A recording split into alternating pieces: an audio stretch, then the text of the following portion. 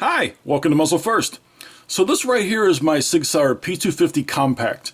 It's 9mm and I've had this gun for about 6 years. I have a couple videos on this gun and you can go look for them in my library if you want. But what I want to talk about today is its big brother. I want to show you this one. I had the opportunity to pick this up about 3 weeks ago off of Arms List here locally. I'd been looking for a full size for a while and I kind of decided I wanted one. And I saw this one pop up for an unbelievable price and I just had to grab it. I was very fortunate to get it for the price I did. Of course, it only has one magazine with it. He actually upgraded to a 320 and he kept the magazines because they're interchangeable, as are the chassis on this. But this right here was introduced by SIG Sauer in November 7th of 2007. So it's been around for about, going on 10 years now. SIG Sauer brought out the 45 ACP compact version at SHOT Show the following year, so in 2008. And the rest of their models in this P250 line came out by late 2009. So you're looking at a design that's been around for a while. But this is the design that's the 320 is based on. Weight on this, 28.9 ounces. You're looking at a overall length of 8.1 inches. The barrel length is 4.7 inches. Width on this, 1.3 inches. And the height is 5.5 inches. So this gun is actually, by SIG, has actually had a lot of controversy around it.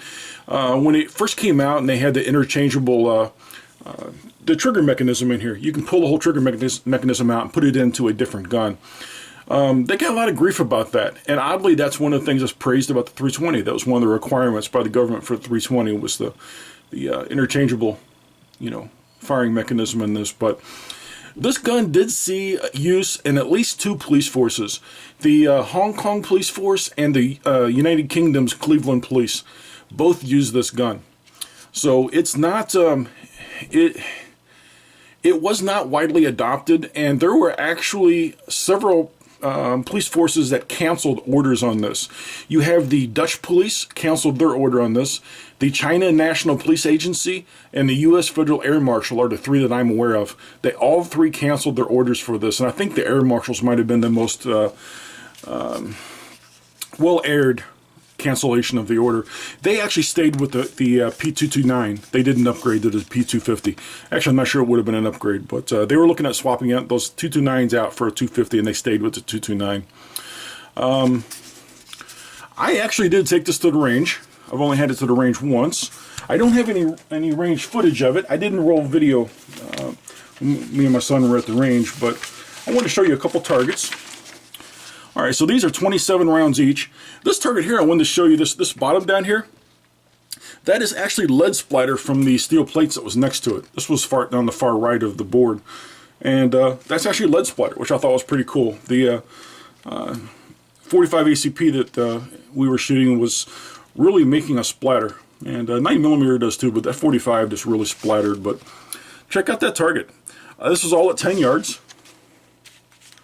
Alright, I don't know what order these were in. I didn't number them or anything. I just hung them up, shot them, and took them down. And that's the third one. And that's the fourth one. Like I said, I don't know what order those were in. The P250's just got the very long, kind of heavy trigger and clean break. But the thing about the P250 trigger that I think is very underrated is how smooth that trigger is. It's heavy and it's long, but it's smooth all the way through it. There's not a bunch of slop up here at the end, at the beginning of it. And the brake on this is pretty crisp.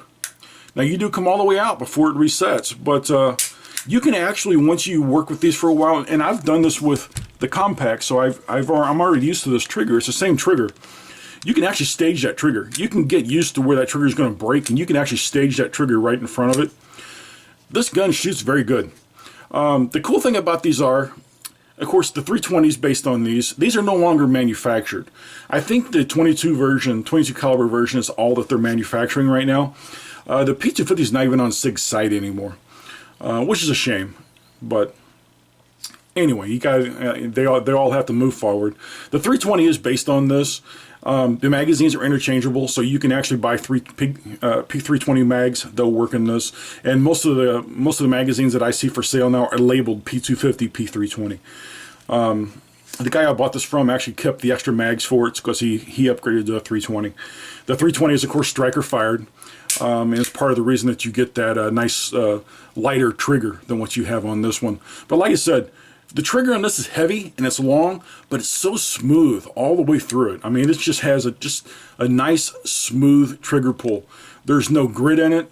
There's no slop in it. It's just a stiff, smooth trigger all the way through it. And they shoot really good.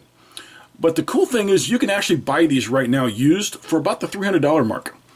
So you're looking at a SIG Sauer 9mm full-size gun that you can buy for the cost of a generic, imported model from Turkey or somewhere.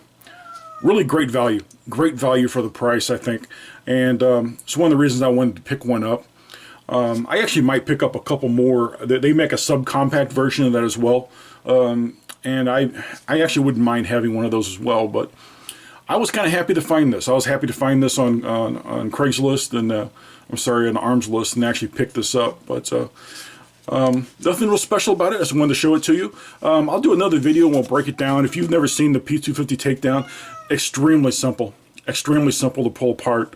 And we'll do a flyby here if you want, so you can get a little better look at it, minus the cat hair. There we go. Sorry, my cat wants attention. And we'll do this side. These are, of course, 17+1. The magazines do hold 17 rounds. I think they make an actual 10-round magazine for this to make it legal in all states. But normal magazines on these, 14 rounds. And I do only get one magazine with it. There we go. So you can see that 17 rounds. I did only get one magazine with it, but that's not a problem. I got the gun cheap enough that I'll buy a couple more mags for it. I want at least one more magazine for it because I want to spare, but I'll probably end up buying a couple more magazines for it, so to make the range trips a little bit easier. But that's it. That's all I wanted to show you, my P250. I know a couple people that watch my channel actually have the P250s. I don't know if you have the compact version or the full-size version. I have one of each. And honestly, I like them both. They both feel really good in the hand. Even the compact P250 is not really a compact gun by the current standards of what we would look at as a compact. It is, of course, a double stack, and the magazines hold 15 rounds in it. So you're looking at a grip that easily accommodates my chubby fingers. Very easy, very controllable. This one here, though, that extra length on a slide in the barrel makes a huge difference in shooting this gun. I was surprised at how smooth this gun shoots. The full-size version, amazing. I was just amazed how well this gun shoots.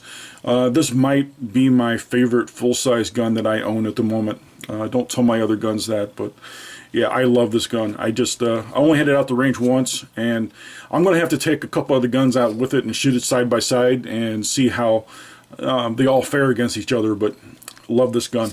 If you're interested in them, pick one up now because they are no longer being made. You can still buy them on Arms List for, like I said, $300 mark, somewhere around there. I've seen them marked as high as $400, but those don't usually sell real quick. This one here was priced very well, and I was lucky to get it at the price I got it at. He could honestly have probably sold it to someone else for a lot more than what I paid for it. But he was pretty much a stand-up guy, and I was the first person to tell him that I wanted it. So that's it. This has been Muzzle First. If you've got any questions or comments, please leave them in the area below this video. You can always send me an email at muzzlefirst@gmail.com. If you like this video, hit that like button. If you're not subscribed, please hit that subscribe button. Thank you, and you have a great day.